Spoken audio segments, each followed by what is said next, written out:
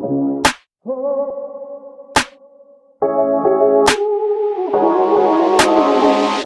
and welcome to my channel. My name's Faye, I am the Chronic Crafter and I'm an independent Stampin' Up demonstrator based in the UK.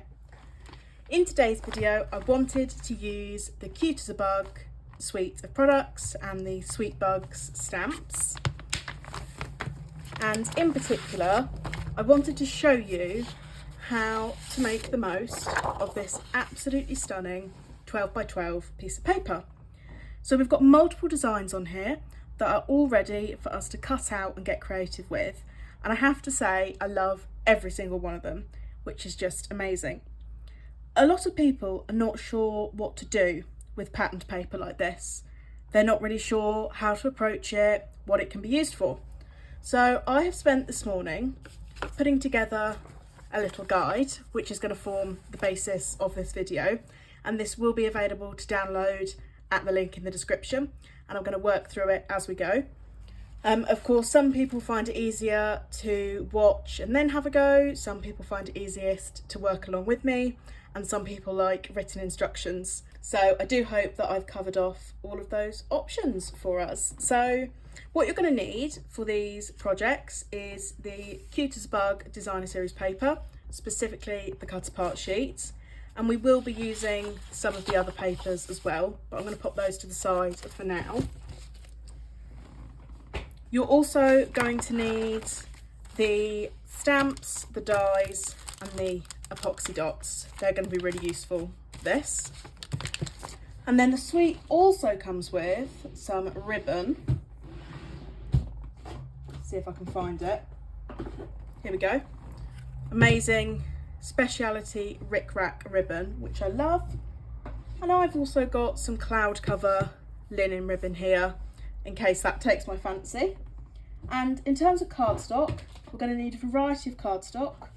We'll need some A4 white and then some coloured cardstock of your choice.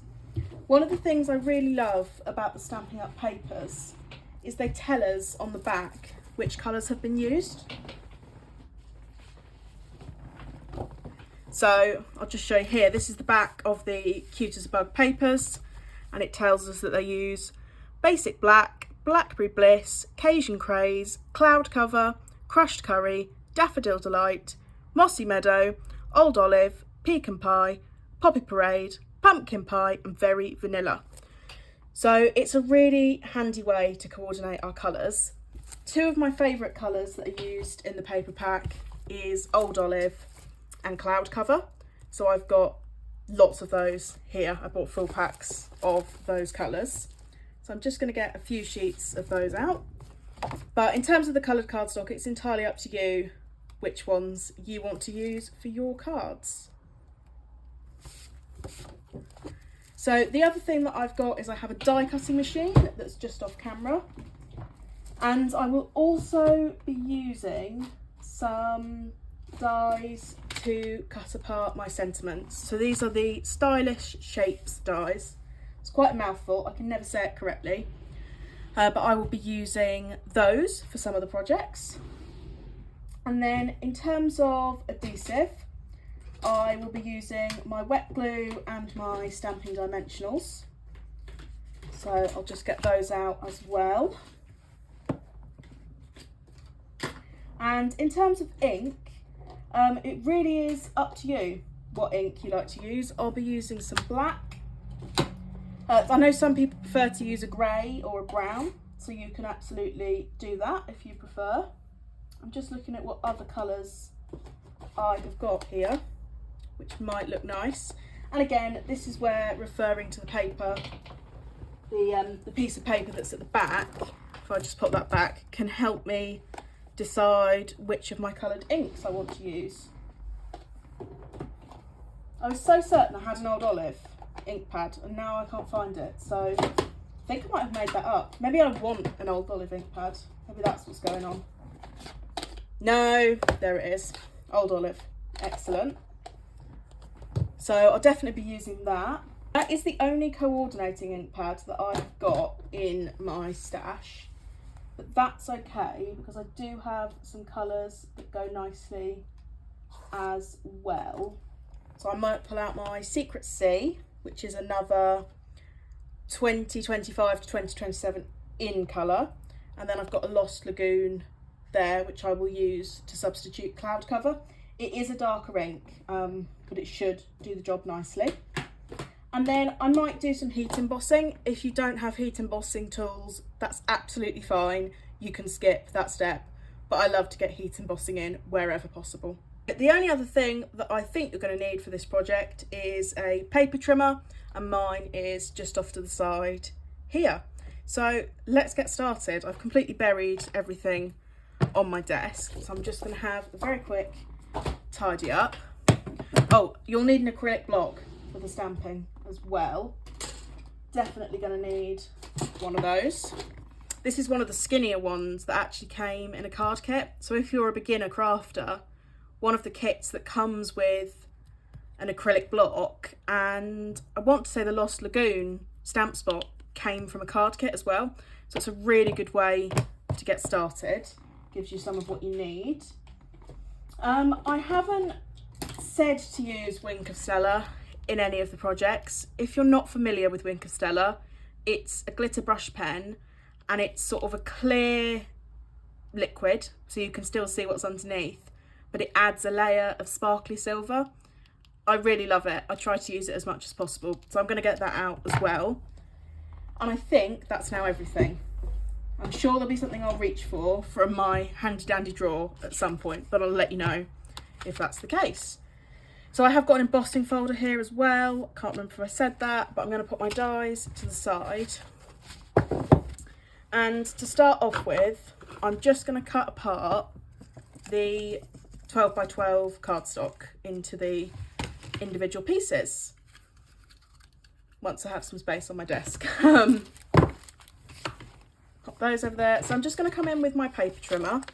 I would recommend this trimmer because you have a cutting blade and a scoring blade, which is very, very helpful. So I don't need to think about my measurements for this. It's essentially all planned out for me. So they will be approximately 3 by 4 and 6 by 4, I believe. I'm just going to take the arm of my trimmer out, and then I can just get to cutting. Don't have to look at how big they are.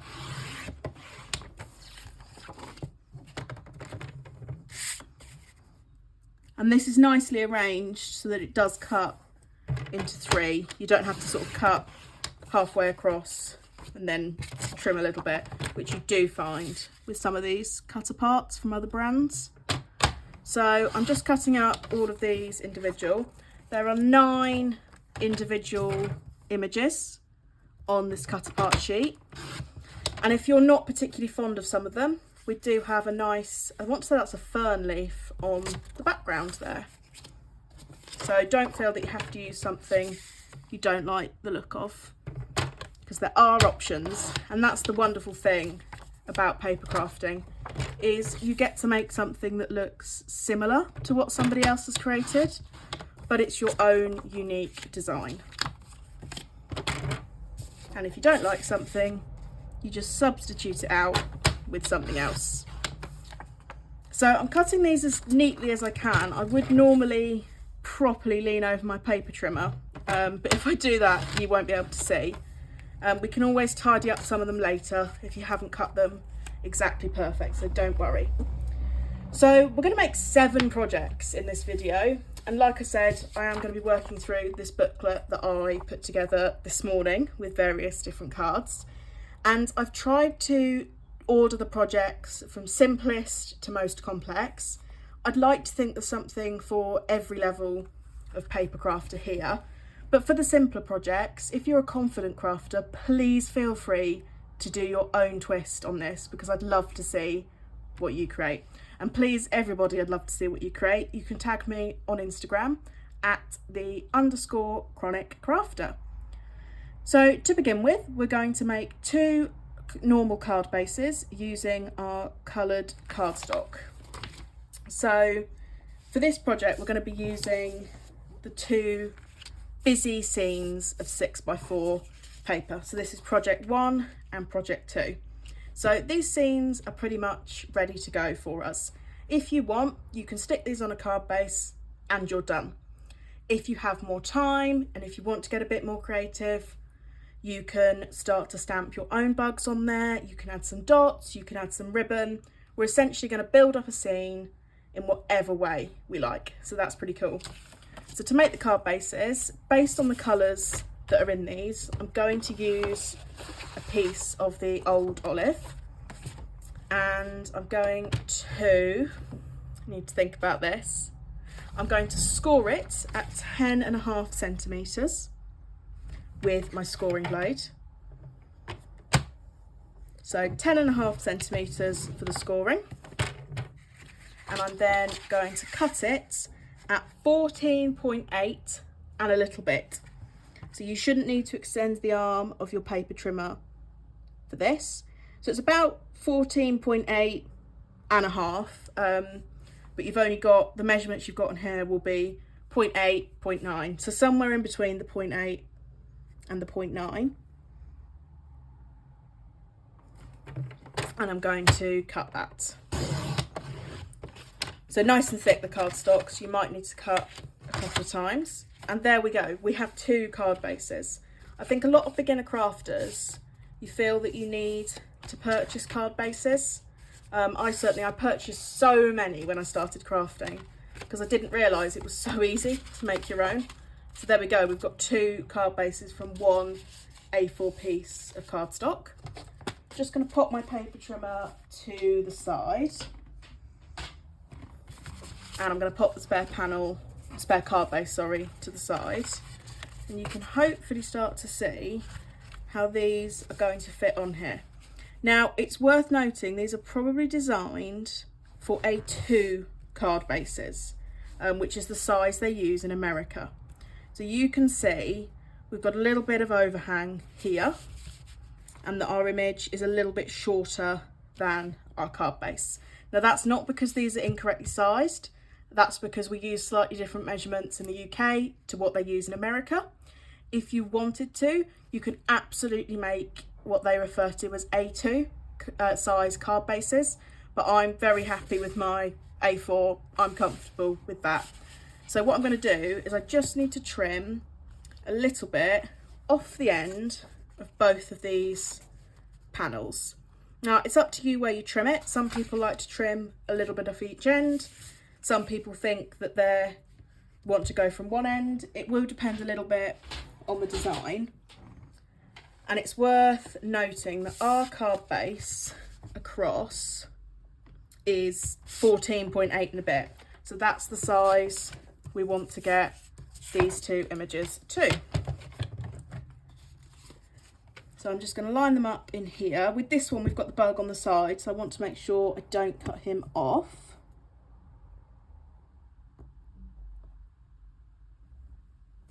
So you can see we're just trimming off the tiniest bit. There we go. And then that should fit that much better.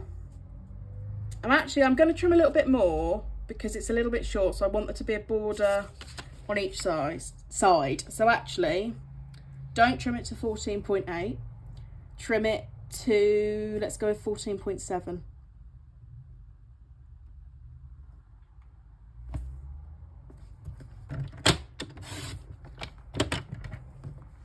Let's see. You can always trim off more. That's what I like to remind myself. Yeah, we'll go with 14.7 for both of those. So this one, again, I don't want to cut off his tail or the mushroom there. So I might trim off a little bit from each side here to keep this one a bit even. So it will depend on the design of your card. And again, I'll go for 14.7. There we go. So he should fit. I don't know why I'm calling him a he. I've decided that that bug there is a he. But this piece of paper should fit really nicely. And there we go, it does. So now pop my paper trimmer to the side and we can get designing. So yes, you can absolutely stick these on straight away. They're ready to go. What you can also do is use the stamps and the dies, which is what I am super excited to do. So something amazing that I'm so grateful to Stampin' Up for is this white backed piece with the bugs is the same measurements as our stamp and die set. So you can absolutely stamp these and colour them in using any method you like, and we will do some of that. But what you can also do is take these dies and cut out these pieces, which I just think is so absolutely fantastic. I can't stand fussy cutting, and normally this would be the sort of image you'd say, oh, we can fussy cut that out. So you'll notice my dies have been drawn around. That's something I did in my previous video. I went through the best way to store your product suites and keep everything together. So do go back and watch that. But can you see how perfect is that? No stamping and cutting required.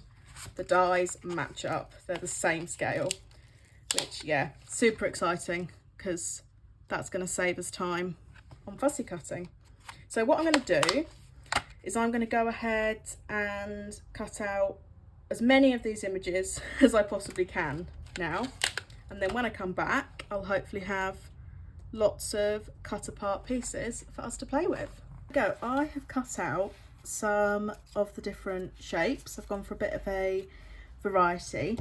Now, as I was cutting them, I did think some people are going to wonder why these are not pop out shapes. So Stampin' Up have done some papers before. I think the most recent I want to say was at Christmas, where you have a couple of sheets of the paper and you can just pop out the elements. And I was thinking that I have got a whole bag of elements that I popped out at Christmas time from that cardstock and I haven't used. So on the one hand, I love it when they pop out because all you do is pop them out. However, I was thinking I do quite like this as well because I've cut out about 3/4 of a sheet and I still have a whole sheet that I can use as a cardstock background. I don't have to use it as pop outs. So I didn't cut all of these perfectly, but again, there are so many images that that's okay, that they're not all perfect. We can sort of get away with that, so to speak. And I can always cut out some more if I need to. So yeah, if you're wondering why they're not pop-ups, I don't think it's necessarily a bad decision from Stampin' Up to give us the option on how we want to use the paper, because it would look really lovely as a background as well. So I'm going to pop these over to the side, and now this is what you might call the fun part. And also thinking about it, this sheet would be really good not only for beginner crafters, but also if you've got any young people in your life who like crafting. Imagine if you cut out these shapes for them, gave them a bit of glue, child safe PVA or something like that, put down one of these grid papers to protect the work surface, and gave them one of these, they could create their own scene for something like Mother's Day. I think that would be really nice. They could sort of make their own card, just like we're going to do, but with their own playful, childish spin on things. I think it's definitely an accessible craft, this, once you've cut out the pieces, and that's why I thought it would be a nice place to start. So I'm just going to choose which elements to layer up my piece with, essentially. So I think it will help add a bit of 3D texture onto the piece. If I add some mushrooms, just need to decide where, how many, how I want them to look. I think they can go nicely on there. We could add some flowers along the bottom. It's entirely up to you, and you don't have to do this. I think it does look nice without it as well. It looks perfectly nice on its own, which I really appreciate. It's nicely designed from Stampin' Up. So I'm just trying to decide what I feel fits the best, really. And I don't want to add so much that I cover up this nice design that we do have, but I am going to add a sentiment, and if I can find them, this is where the stylish shapes dies are going to come into play. Here we go. So how many dies do you get in this pack? 15 dies in this pack, and we've got squares, circles and banners, and mine are a bit of a mess at the moment, so you'll have to excuse that. I did try and stick down some pieces of magnetic sheet, but I was trying to be cheap and this was the offcuts I had, so I thought, oh, I'll just stick them on as 2 strips, it'll be fine. And it's fine, but they do slide around a bit. There we go. So we've got 15 dies here, and we can choose which of our sentiments we want to use. If you don't have the dies, that's fine too. You can stamp this onto a piece of paper that you cut in your paper trimmer as a rectangle. So I'm going to get my stamps out and show you what we've got. So it's worth saying, in my prep video as well, I did this piece of cardstock so I could see where all the images live, basically, and make sure everything goes away and we're not missing anything. So we've got Love You Lots, Spread Joy and Hello Friend. So I think I'm going to use the Love You Lots because I think it's going to go nicely on this skinny banner, but let's see if I'm right. Yes, I don't believe that's coincidence. I think somebody at Stampin' Up has thought of that, because it is an absolutely perfect fit. So I don't think that that is down to chance. So it's up to you if you want to use coloured cardstock or white cardstock for this. I'm tempted to do a little bit of heat embossing because it's one of my favourite things to do. I can never resist it. You absolutely don't have to do this. This is a totally optional step. But if you do have heat embossing tools, and maybe you bought them and you're not really sure what to do with them, maybe you're quite new, you thought, oh, that looks fun, I'll have a go, and they're just sitting in the back of your craft cupboard, get them out now and we will do some heat embossing. So where possible, I like to cut my dies first and then stamp.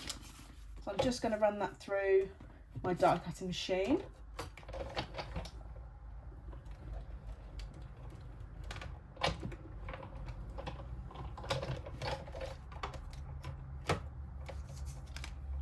There we go, perfect banner, just like that. And they're called stylish shapes because they have these little dots along the side there. And my acrylic block is also here somewhere. I'll tell you what, it's a good job that cameras have a zoom function so you can't see what's going on around this lovely shot that we have, the perfect shot. So yeah, that fits perfectly. And we're going to do some heat embossing. So there we go. I've plugged in my heat tool. I'm going to refer to it as a heat tool, or at least I'm going to try my best to, because we are on the internet and I don't want to get censored, but you might know this as a heat something else. So the Stampin' Up gun has 2 settings. If we turn it to number 1, we can use it for quickly drying any watercolour, if we've used any mixed media on our project. And if we turn it to number 2, we can use it for heat embossing. So it is worth saying the classic stamping pads and the classic stamping spots, they are a dye ink, and you cannot use heat embossing powder with dye inks. You have to use it with either a pigment ink pad or a clear versifying ink pad. So it will look like you haven't stamped anything at all, which is a little bit scary, but then you will come in with some coloured powder and your sentiment or your image will start to come to life. So I think I'm going to go with the gold. This is metallic gold rich regular from Wow Embossing Powder, but it is available from Stampin' Up. I've got a huge collection of heat embossing. It's one of my favourite things to add on to a card base. And the other thing we're going to need is either the embossing kit, which is a nice kit, as the name suggests. It's got something to hold our piece down, it's got some tweezers, and it helps us tip the powder back into the pot. Or what you can also use is a scrap piece of paper. Now somewhere I've got some grid paper. There we go, I've got some grid paper that's a bit tired and been drawn all over, and I'm just going to fold that into quarters. So once you've made a mess in your grid paper, fold it into quarters, roughly tear it in half. It doesn't need to be cut, although it is quite thick. You might need to make good score lines if you want to tear it, because I've made a bit of a mess of that. Never mind. It's a nice way to use something that was otherwise headed straight for the recycling bin. So roughly into quarters, and then you're going to fold your rough quartered piece in half, and then we're going to use that to collect our embossing powder. So I'll come in with my clear ink pad, and I want to stamp up my sentiment nicely. Now, one of the things I really like to say when paper crafting is please remember it's just cardstock. And if we totally make a mess of it, we can always try again. So don't be afraid to have a go. So I'm going to stamp my sentiment nice and firmly onto there. And then I'm going to carefully pick that up, bring it over to this scrap piece of paper and pour my gold embossing powder over the top. So you probably won't have been able to see it, but hopefully you can now. So I want to be careful not to touch or smudge my image where I've stamped, where I want my powder to be. But there we go. Slightly wonky, I think, but you can see gold has started to appear. So I'm going to put my excess powder straight back into the pot, and I'm going to screw the lid on. Always do that first so you don't knock it over, because it can get very messy. I'm then going to use my Take Your Pick tool just to hold this in place, because as the name suggests, a heat tool gets very, very hot, so you don't want your fingers anywhere near it. So I'm going to use that, hold it in place and heat.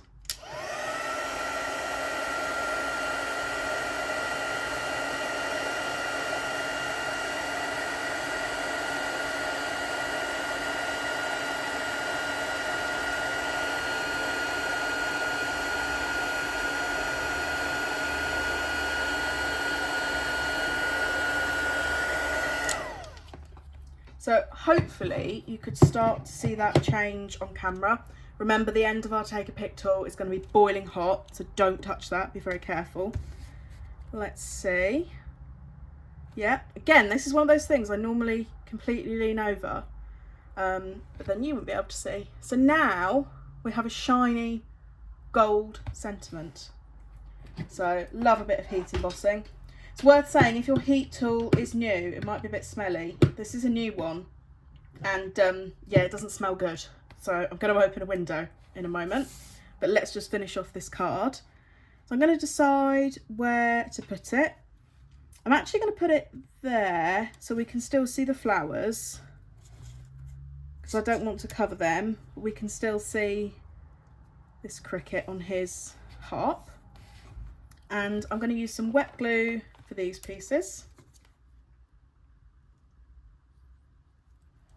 So they're just adding a little bit extra onto our card, just personalising it a little bit, but absolutely fine to just stick a panel down and just stick the sentiments on. And then I'm going to pop the flowers on there, and then I might use my stamping dimensionals for this sentiment to help it stand out a little bit. I might use the mini ones. So the stamping dimensionals come in two sizes.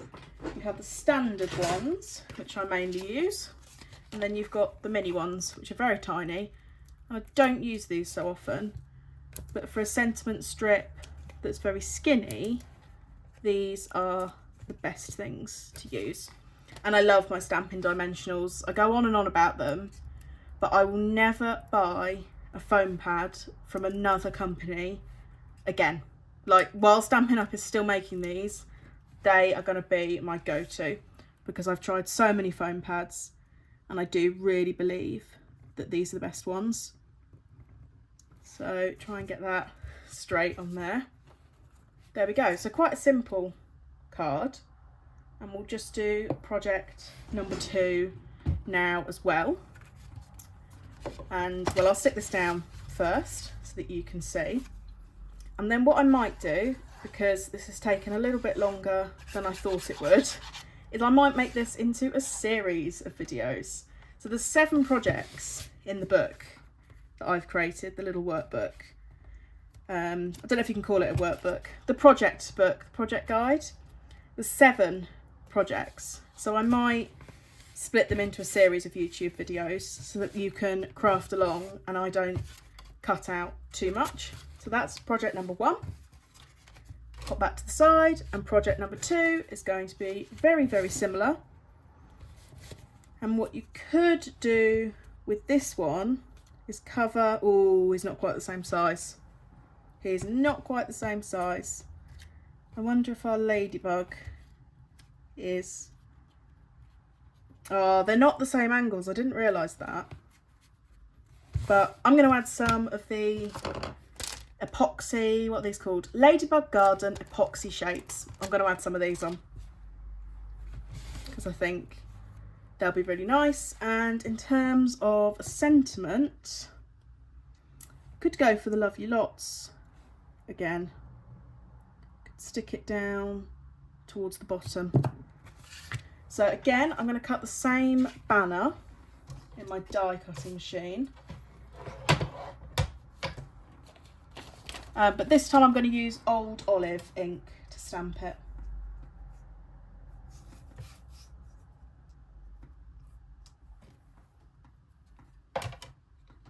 So run that through the die cutter.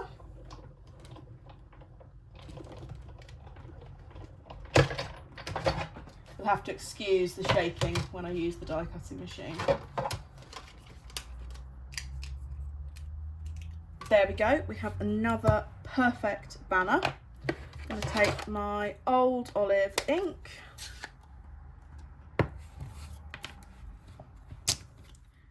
and make sure that's the right way round. And I'm going to stamp my sentiment.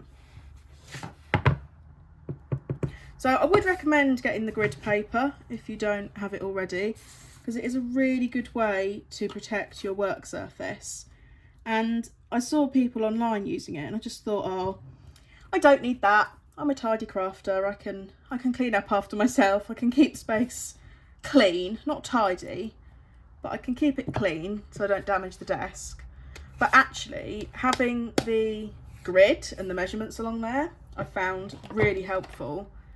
And I've actually found it really good for stamping. I can just pop the stamp down and it will stamp its residue onto the grid paper, but actually that's fine. So I'm going to glue down this panel now. So like I say, I've tried to do this easiest projects first, and then as we go through they are going to get a bit more complex. So if you're thinking that this is very easy and I'm not showing you anything new, please don't worry, there will be more projects to come. And if you're a beginner crafter, I hope that this has given you a taste of what you can do with Stampin' Up's products, the Cute as a Bug product suite. We're going to use the ribbon that comes with it in one of the projects, which is lovely. There's just so many possibilities. So I hope that this series can help to inspire you.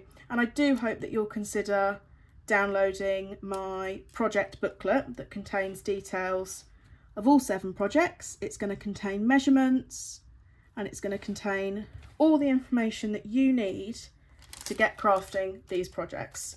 Like I said at the start, I understand some people like to learn through watching and some people like to have something written down. Aren't these really cute? These are adorable. I'm going to stick a ladybug onto one of the mushrooms, I think. Stick him over there.